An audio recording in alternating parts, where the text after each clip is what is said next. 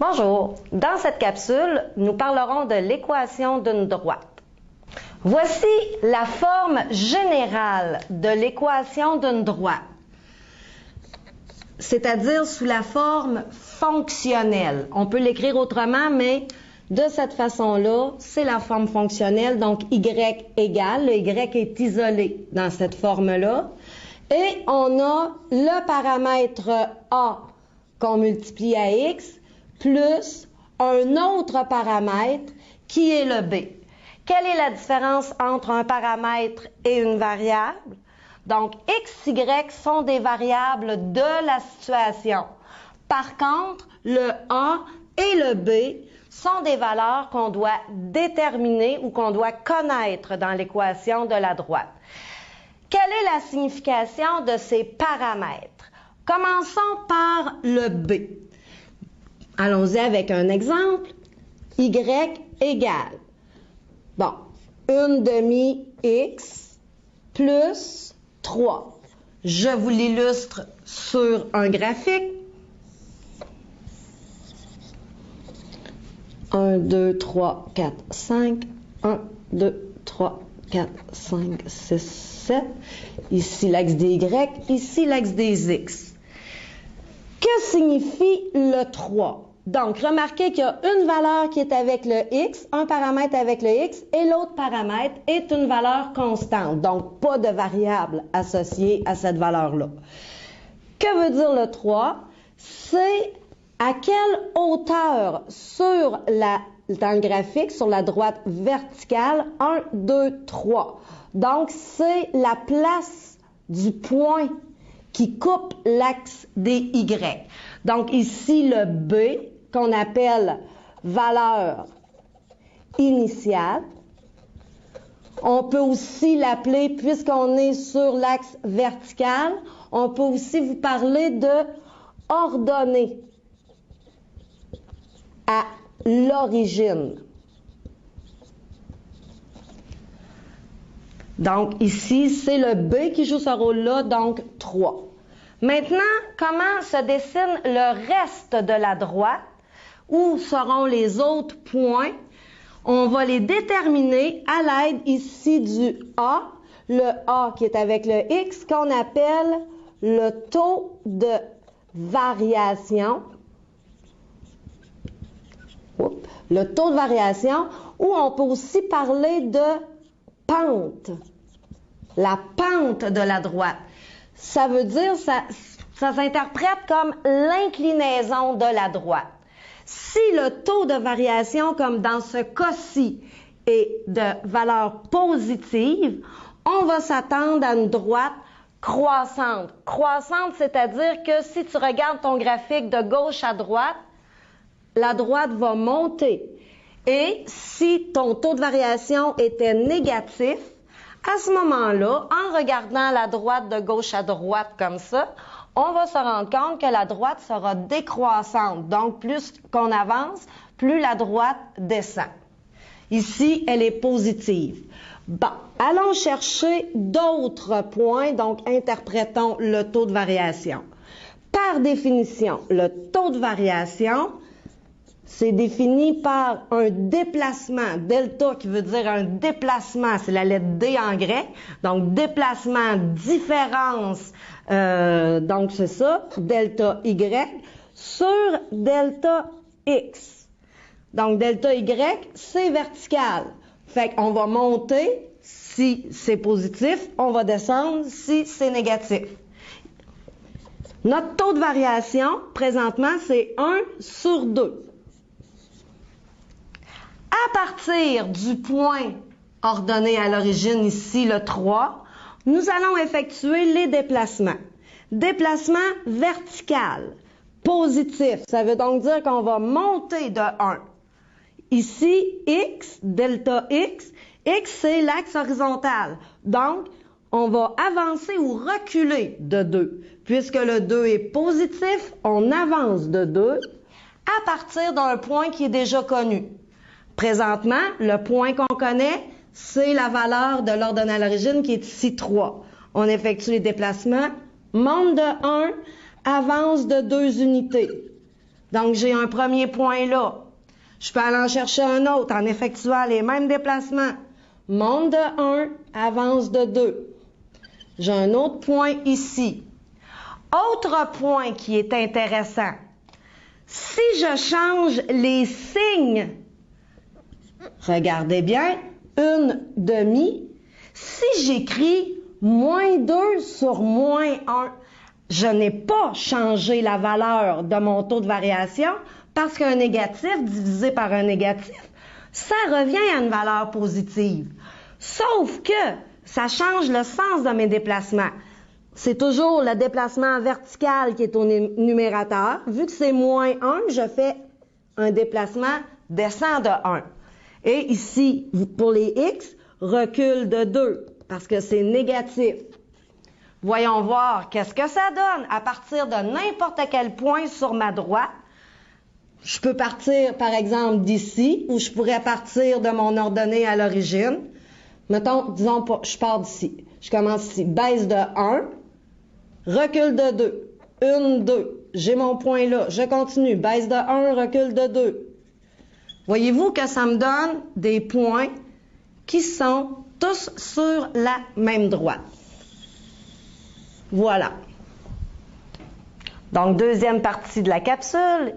Il s'agit, à partir d'une droite et de 2 points dont les coordonnées sont connues, de retrouver la fameuse équation de cette droite.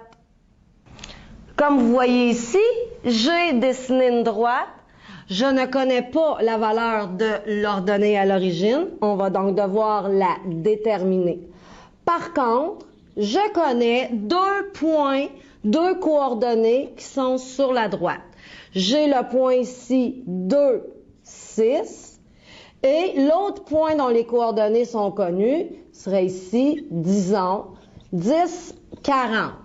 Donc, vous avez 10 à la hauteur 40, vous avez 2 à la hauteur 6. Voilà, x, y. Donc, nous devons déterminer 2 choses, c'est-à-dire le taux de variation et la valeur de l'ordonnée à l'origine. Commençons par, en premier, trouver le taux de variation qui est défini de la façon suivante. A, taux de variation, on le définit par un déplacement vertical sur un déplacement horizontal. Pour trouver cette valeur-là, les déplacements qu'on a effectués, on peut y aller en calculant directement. Bon, ici, on a des valeurs x, y pour chacune des coordonnées, pour chacun des points.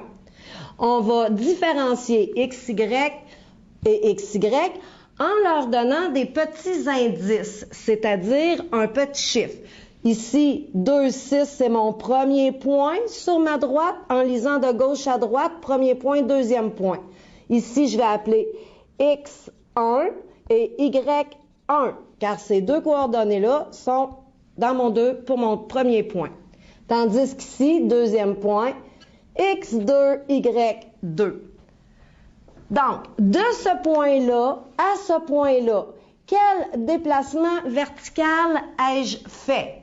Une façon simple de le trouver, c'est de prendre toujours la même formule. On prend le y du deuxième point moins le y du premier sur, en bas, c'est les variations en x, donc le x2 moins le x du premier. Pourquoi est-ce qu'on prend les valeurs, les coordonnées qui sont dans le deuxième point moins le premier?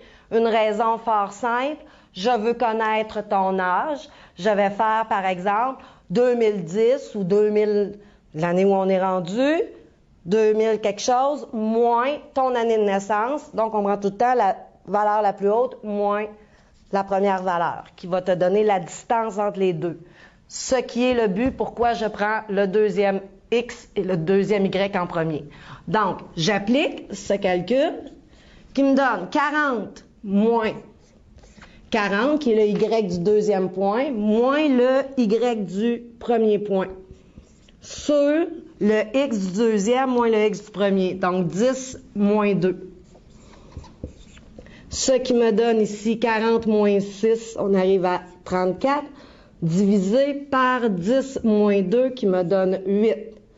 34 divisé par 8 me donne un taux de variation de 4,25. On peut donc comprendre que mon équation, qui est de la forme y égale a qu'on place devant le x, taux de variation, et plus b. B qui est la valeur ici qu'on ne connaît pas. On a besoin de trouver cette valeur-là pour compléter l'équation. Poursuivons. L'autre étape s'agit de trouver la valeur du b. Nous avons trouvé le taux de variation que nous avons placé dans notre équation. Ça se trouve à être la seule valeur connue jusqu'à maintenant de l'équation. Donc, pour trouver la valeur du b, c'est possible de la trouver en isolant. On peut trouver une valeur si on n'a qu'une seule inconnue. Dans ce cas-ci, vous voyez y, x et b. X, y sont des variables. Dans le fond, ce sont des coordonnées de points. On pourrait donc remplacer x et y par les coordonnées d'un point qui appartient à ma droite. Donc, je pourrais prendre le point 2, 6 ou le point 10, 40. Ça ne dérange pas, ils sont toutes les deux sur la droite. Donc, un point ou l'autre. On va choisir le point 10, 40 qui nous fera des calculs plus simples. Je remplace le y par la valeur du y que j'ai ici qui est 40. Égale 4,25 fois le x, pas n'importe quel x, je prends un couple. Si je prends 40, alors je dois prendre le x qui va avec. Dans ce cas-ci, c'est 10. Et plus b, qui est notre inconnu. À partir de là, on est capable de le trouver. Donc ici, 40 égale. Là, j'effectue ma multiplication, 4,25 fois 10, qui me donne 42,5 plus b. On se souvient, pour isoler le b qui est l'inconnu, je dois annuler le 42,5. C'est un positif, donc pour l'annuler, je vais faire moins 42,5 de chaque côté. Ici, ça s'annule.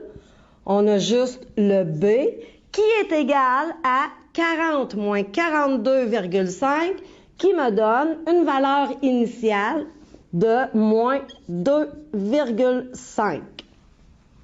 Nous pouvons maintenant passer à l'étape finale, c'est-à-dire construire l'équation. Nous avons déterminé le A, le taux de variation, et le B qui est la valeur initiale. Donc, on va écrire l'équation. X et Y doivent rester en variable. Ce sont les deux variables de la situation. On ne fait que remplacer le A et le B. Donc, l'équation de ma droite étant Y égale le A, donc 4,25, 4,25X, plus le B qui est à moins 2,5. Nous avons vu auparavant que deux signes addition-soustraction qui se suivent, comme ça, on peut faire le résumé en disant que ça sera moins 2,5. Et ici, 4,25x moins 2,5 forme notre équation. Petite remarque. Nous voyons ici, après avoir déterminé l'équation, que la valeur initiale, donc sur l'axe des Y, est à moins 2,5. Pour les besoins de l'exemple, on connaissait que les coordonnées. Donc, j'ai dessiné une droite à laquelle j'ai associé, deux points et je lui ai donné des coordonnées. Après avoir trouvé l'équation de la droite réelle, on remarque que la vraie droite passerait à la hauteur, vous voyez ici, 0 est là pour l'axe des Y ainsi que pour l'axe des X. Nous aurions la droite qui passe ici plutôt à moins 2,5. Et puisque le taux de variation est positif, nous avons une droite croissante qui ressemblerait plutôt à ça ici avec les coordonnées 2, 6 et 10, 40.